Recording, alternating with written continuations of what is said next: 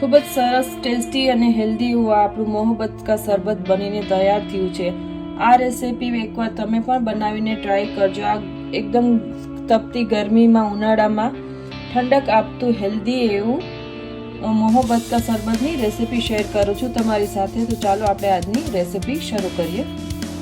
આજે આપણે વોટરમેલનનો શરબત બનાવશું, જે ઘણા લોકો એને મોહબ્બતનું શરબત પણ કહેતા હોય છે। અહીં મેં 1 લીટર દૂધ લીધું છે।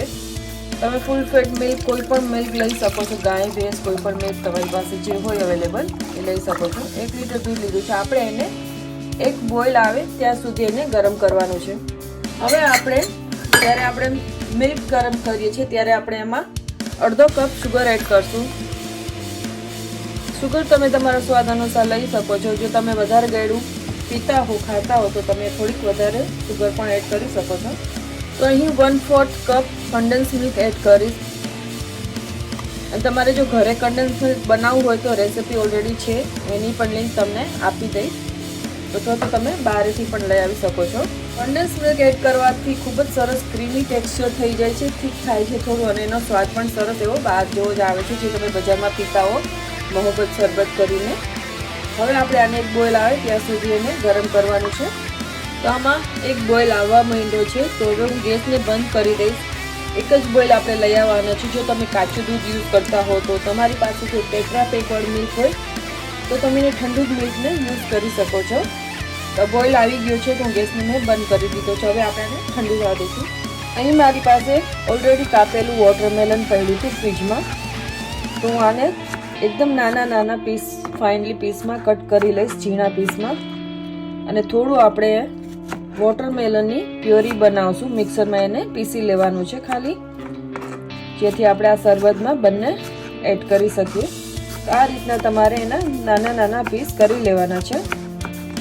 અને આ સીડ્સ આપણે કાઢવાના નથી વોટરમેલનના, એકદમ ઓલા છે, ખાવા જેવા જ છે, બ્લેક સીડ નથી। તો આપણે સીડ્સ પણ આમાં જ રાખશું। સીડ્સ પણ હેલ્ધી હોય છે વોટરમેલનના, આપણે નોર્મલી બાય કરીને ખાતા હોઈએ છીએ સ્ટોર્સમાંથી। તો સીડ્સ હું આમાં રાખી મૂકીશ। આ રીતે હું બધા થોડા ઘણા કટ કરી લઈશ ને થોડા હું એની મિક્સરમાં પ્યોરી કરી લઈશ। તો મેં જેટલું ચોપ કરવાનું હતું એટલું કરી લીધું છે। બાકીના વોટરમેલનની હું પ્યુરી બનાવીને રાખી દઈશ। આ વોટરમેલન મારું થોડુંક એકદમ રેડ નથી, થોડું વ્હાઈટ ઉપર છે, પણ મીઠું છે, સ્વીટ છે। તો બાકીનું વોટરમેલનને હું જ્યુસમાં પ્યોરી કરી લઈશ, જ્યુસ બનાવી લઈશ આનું। તો હું આની અંદર જ આપણે રૂઅફઝા શરબત કે પછી રોઝ સિરપ જે હોય તમારી પાસે રોઝ શરબત એ આપણે આમાં એડ કરી દઈશું, 1/4 કપ જેટલું।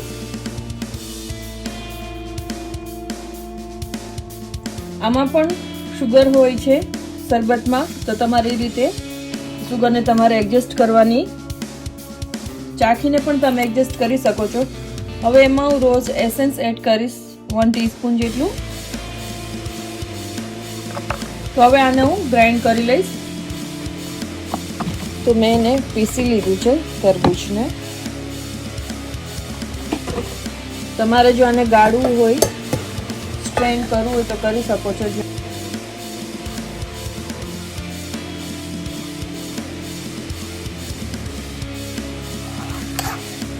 આ શરબત આ ઉનાળામાં ખૂબ જ તમને ઠંડક આપે છે। આ જેટલું ખસનું શરબત ઠંડક આપે છે એટલું જ વોટરમેલનનું શરબત પણ ઠંડક આપે છે।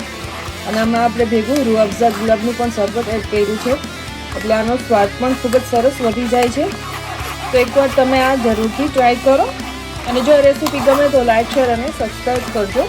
તો મારે આમાં કોઈ સીડ્સના પાર્ટ્સ નથી રહ્યા, બધા મિક્સરમાં સરસ રીતે પીસાઈ ગયા છે। સીડ્સ પણ હેલ્ધી હોય છે। જો બ્લેક સીડ હોય તો તમે કાઢી શકો છો, થોડા ઘણા થોડાક રાખવા, અને વ્હાઈટ સીડ હોય તો તમે રાખી શકો છો। તો આ પીસાઈ ગયું છે, આપણું દૂધ ઠંડુ થઈ ગયું છે। હવે આપણે પહેલા શરૂઆતમાં વોટરમેલન્સ એડ કરી દઈશું। હવે એની ઉપર હું આમે સબ્જા સીડ્સ છે, ચિયા સીડ્સ, તકમરિયા જે કહેવાય છે, તુકમલંગા જે કહેતા હોય આપણે, એ થોડા હું એડ કરી દઈશ આની ઉપર। થોડા આપણે ગાર્નિશ માટે પણ રાખશું। હવે આ જે આપણે વોટરમેલનનું જ્યુસ બનાવ્યું રૂઅફઝા વાળું એ એડ કરી દઈશું।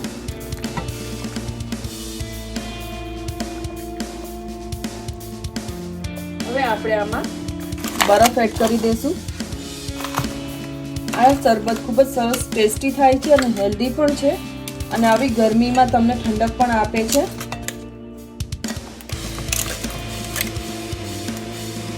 હવે આપણે આમાં જે મિલ્ક ગરમ કર્યું એડ કરી દઈશું.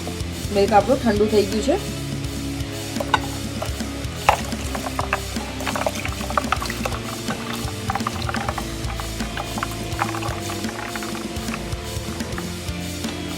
ખૂબ જ હેલ્ધી છે, છોકરાઓને પણ તમે આપી શકો છો સમરમાં. હવે આપણે આ શરબતને અસેમ્બલ પણ કરી દઈશું. એમાં આપણે ગ્લાસમાં આઈસ ક્યુબ એડ કરશું. હવે એની ઉપર આપણે વોટરમેલન થોડા એડ કરશું.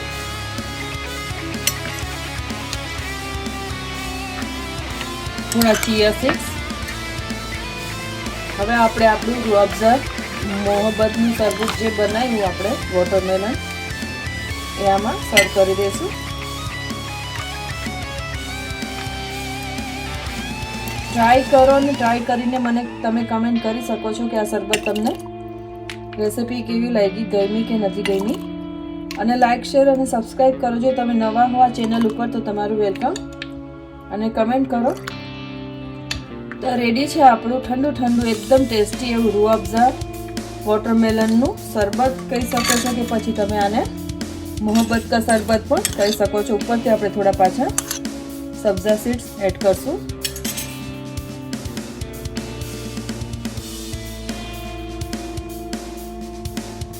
તમારે જો આ મોહબ્બત કા શરબતમાં ઉપરથી તમારે આઈસ્ક્રીમ એડ કરવું હોય તો આમાં વેનીલા આઈસ્ક્રીમ સારું લાગે છે.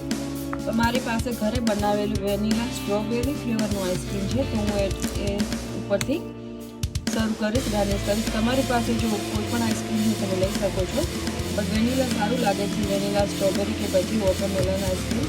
આ આઈસ્ક્રીમની રેસીપી ઓલરેડી મારી ચેનલમાં અવેલેબલ છે તો તમે એ પણ ચેકઆઉટ કરી શકો છો. મેં રિસેન્ટલી અપલોડ કરી છે. તમે આ રીતે ઉપરથી એક સ્કૂપ આઈસ્ક્રીમનો પણ એડ કરી શકો છો. ખૂબ જ ટેસ્ટી થઈ ગયું છે આ શરબત.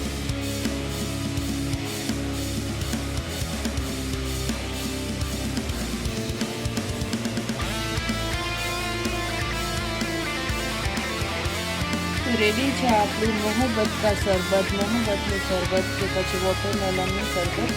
તો તમે પણ આ રેસીપી ટ્રાય કરો અને તમારા ફ્રેન્ડ્સ અને ફેમિલીમાં પણ આવી ગરમીમાં રેસીપી તમે બનાવીને એન્જોય કરી શકો છો.